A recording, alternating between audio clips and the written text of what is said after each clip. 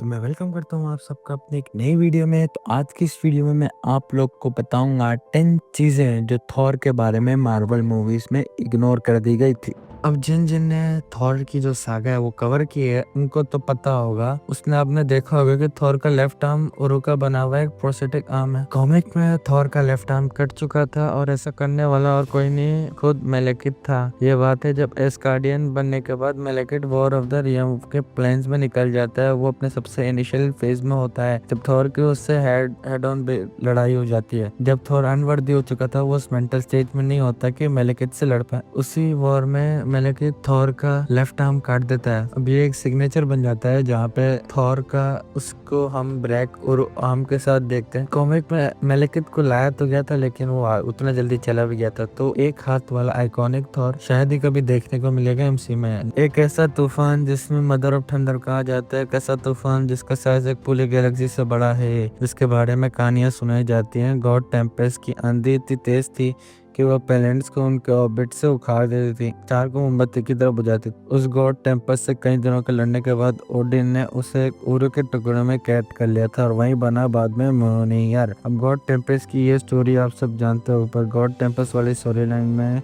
एक सार्क में म्योल्नियर जैसे एक हथियार को भी एक सिग्निफिकेंस दे दी थी। उससे थोर का बहुत इंपॉर्टेंट हिस्सा बना था, पर इसे इधर लाना इसलिए जरूरी है कि जिस तरह इस टॉम को वापस से म्योल्नियर के अंदर रिस्टोर करता है वॉर ऑफ द रियम्स में, वो चीजें दिखाती है कि थॉर एक्चुअली में हमेशा से डिस्टेंट था ओडिन को सरपास करने के लिए। क्योंकि सन के कोर में गॉड एम्प्रेस दोबारा मिलती है थॉर को, तो थॉर के एक बस इशारे में गॉड टेम्प्रेस म्योल्नियर को दोबारा से रिक्रिएट कर देती है। और गॉड टेम्प्रेस वही प्रूफ है थॉर के अनचैलेंज गॉडहुड का, तो पुराने ऑल फादर को भी सरपास कर दिया है। नंबर थॉर के विलन्स मार्वल के वो हिस्से हैं जो मार्वल सिनेमैटिक यूनिवर्स में हमेशा स्ट्रगल करता है। थॉर की चारों मूवीज मिलाकर रैग्नारोक वो मूवी थी जहाँ पे डंकी विलन देखने को मिली थी, पर असल में कॉमिक में डंकी विलन की कोई कमी नहीं है, जैसे कि मैन गॉग, गॉड बॉम्ब, ओलिक एन्चेंट्रेस और कई सारे भी। आप मैन गॉग को ऑलमोस्ट मार्वल का डूम्सडे कह सकते हैं, क्योंकि डीसी में भी जैसे डूम्सडे किसी बैटल में आ जाए वही हाल मैन बॉग के साथ भी है। मैन बॉग सारे बींग्स से कलेक्टिव हेट्रेड से बना एक ऐसा फोर्स ऑफ डिस्ट्रक्शन है जिससे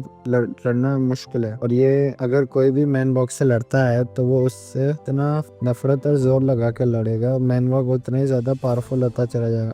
मैनवॉर्ड के साथ जितनी फाइट लंबी होगी मैनवॉर्ड के जितने चांसेस भी बढ़ते जाएंगे, और यही रीजन है कि एसगार्ड के मोस्ट फॉरबिडेबल एनिमीज में से एक है और एक आइकॉनिक थॉर विलन भी है। ऊपर से गॉड बॉम्ब तो आप जानते ही होंगे, जो कि गॉड ने बनाया था पूरे मल्टीवर्स से एक गॉड को एक ही बार में खत्म करने के लिए। हम सब जानते हैं कॉमिक्स में थॉर अनवर्दी रह चुका था। वैसे कुछ सिनेरियो मार्वल सिनेमैटिक यूनिवर्स की शुरुआत में भी हुआ, पर इतना काफी नहीं था। पर उसके जो अनवर्दी होने का जो सबसे इम्पैक्टफुल रीजन था वो गॉड बुचर था, जिसको मूवीज के अंदर काफी नेग्लेक्ट मतलब बहुत बुरी तरीके से दिखाया गया। वो में एनसीयू के गौर में आने के बाद भी नहीं दिखाया गया था। कॉमिक्स में ओरिजिनल स्टोरी लाइन में निक फ्यूरी थॉर के कानों में कुछ खुशबूस आता है और वो सुनते ही थॉर अनवर्दी हो जाता है। अब वो बात क्या थी, वो में अनवर्दी थॉर के इशू नंबर 5 में पता चलता है, जहाँ पे निक फ्यूरी ने कहा था कि गॉर वाज राइट। अब ये 3 वर्ड्स इतने ज्यादा इतने हैवी थे कि क्योंकि मिनिमलिज्म के साथ गॉर आया था, वो पूरे के पूरे गॉडहुड उसके मायने को चैलेंज करता है। गॉड के आइडियल उसके देखने की फिलोसफी बहुत ज्यादा स्क्यूड थी, क्योंकि वो सीधा एक एग्जिस्टेंशियल थ्रेट था गॉड के लिए। तो उसके सामना करने के बाद जब थॉर को फाइनली सच्चाई का सामना करना पड़ा कि गॉड्स के बारे में सही था, जो कि आज जो थॉर कर रहा है वो गॉड के फिलोसफी के था, जहाँ उसने गॉड्स के नेचर को एक्सप्लेन किया था। वही सेंस ऑफ डिसइल्यूजनमेंट और एक्जिस्टेंशियल क्राइसिस थॉर को अनवर्दी बना देती है। तो ये कहानी थॉर के पर्सनैलिटी और उसकी स्टोरी को ब्लड ऑन करती है। थॉर एक ऐसा यूनिवर्सल कांस्टेंट है, ये उसका मुकद्दर ही है कि सब कुछ के अंत में भी एक रूलर और उसका फादर ही रहेगा, और ये टाइम एंड अगेन कॉलिंग में अलग अलग कहानियों में दिखाया गया था। अगर मैं एक एग्जांपल दूं तो एक गॉर की फाइट में देख सकते हैं, जब गॉड बॉम्ब एक्टिवेट हो चुका था तो कहा जा रहा था कि पूरे मल्टीवर्स में अलग अलग जगह गॉड्स मरने शुरू हो गए थे, और वो सिलसिला इतना इंटेंस था कि खुद ऑल फादर ओडिन अपने घुटनों पर आ गए थे थॉर से प्रार्थना करते कि be the server my self. और उस मोमेंट पे थॉर खुद गॉड बॉम्ब से लड़ रहा था और जिंदा भी था। जिस गॉड बॉम्ब के असर से मल्टीवर्स में लोग मर रहे थे। फिर जब ब्लैक हंटर वाला इवेंट भी आया तो भी वहाँ यही बताया गया था कि इस फोर्स डिस्ट्रक्शन में थोड़ी रोक सकता है। इवन वॉर ऑफ द रियल्स में भी एक मोमेंट है जहाँ पे द थिंग फ्यूचर में जाता है फ्यूचर वर्जन को लाने के लिए, और वो टाइम के एंड पर जाता है जहाँ पे फिर भी पाता है कि थॉर ही ऑल फादर है। और इवन दो मार्वल में कई सारे गॉड्स हैं, गर्ल्स का फादर्स है, पर उन सभी में थॉर एक गॉड है। और इस फॉर्म के थॉर का क्या ही कहना, आज तक जोर के जितने भी फॉर्म्स देखने को मिले रियन किंग थॉर उन सभी में हमेशा ओवर पावर्ड फॉर्म में से एक है। ये एक थोर का वो वेरिएंट है जिसके पास सारे एंशिएंट रून्स की पावर है, उसके पास ऑर्डिनेट फोर्स और इन्फिनिट विजडम ही है। वो इतना पावरफुल है कि उसने पावरफुल एक थॉट से मैन वर्ल्ड के एग्जिस्टेंस को इरेज कर दिया था। लोकी का सर काटने के बाद उसे सारा जिंदा रखा था। वेलहला का डायमेंशनल बैरियर भी एक बार में तोड़ दिया था और गॉड ऑफ द शैडो को एक ही ब्लो में मार डाला था और पूरा का पूरा रैग्नारोक साइकिल हमेशा के लिए खत्म कर दिया था। और इतने तब में और फार्मिंग कम नहीं हुई तो थॉर खुद को एटर्नी के साथ मर्ज कर देता है। बेसिकली थॉर अपना आप को एक तरीके से एटर्नी से मर्ज करने की वजह से ऑमनिप्रेजेंटिव बन जाता है। बीटा रेबल कॉमिक्स एमसीयू में हमें नहीं दिखाया गया, जिसके लिए मैं काफी ज्यादा सैड भी होता हूँ। पर ये कैरेक्टर मार्वल कॉमिक्स से जो भी बीटा रेबल को जानता है वही जानते होंगे कि बीटा रेबल का एमसीयू में होना कितना फायदेमंद होता है। क्योंकि कॉमिक्स में थॉर और बीटा रेबल जितनी बार आपस में भिड़े हैं उन सारे की सारी फाइट्स में एंड रिजल्ट यही होता था कि थॉर और बीटा रेबल इवनली मैच्ड है स्ट्रेंथ, पावर और हर चीज में। इनफैक्ट बीटा रेबल और थॉर में कौन ज्यादा एज रखता है यह देखने के लिए ओडिन ने खुद इंटरफेयर किया था और एक ऐसा फाइट प्रिपेयर किया था जहाँ दोनों ही कैरेक्टर से उनके सारे के सारे इननेस में छीन लिए गए थे, जिसे किसी तरीके का बफ या वीकनेस सब कुछ हटा दिया गया था और दोनों ही कैरेक्टर्स एकदम खुद के दम पे लड़े थे और स्टिल वो फायर स्टिलमेट में खत्म हुई थी। इसी वजह से बीटा रेबल एक नॉन स्कार्डियन होते हुए भी मोनियर के लिए वर्दी है। और ये हमेशा याद रखना कि जब तक होश में लड़ रहा है वो बीटा रेबल के बराबर है। लेकिन थॉर ने प्रूफ किया है कॉमिक्स में कई बार अगर और जाने लग जाते तब बीटा रेबल भी थॉर के आसपास भी नहीं टिक पाता। अब जितने भी आज तक कॉमिक्स में थॉर ने पढ़ा है वो जानता है कि कॉमिक्स का थॉर एक्चुअली में कितना ज्यादा एरोगेंट और ब्राइटफुल है। अब इस घमंड का थोड़ा सा हिस्सा पहले थॉर मूवी में देखा था,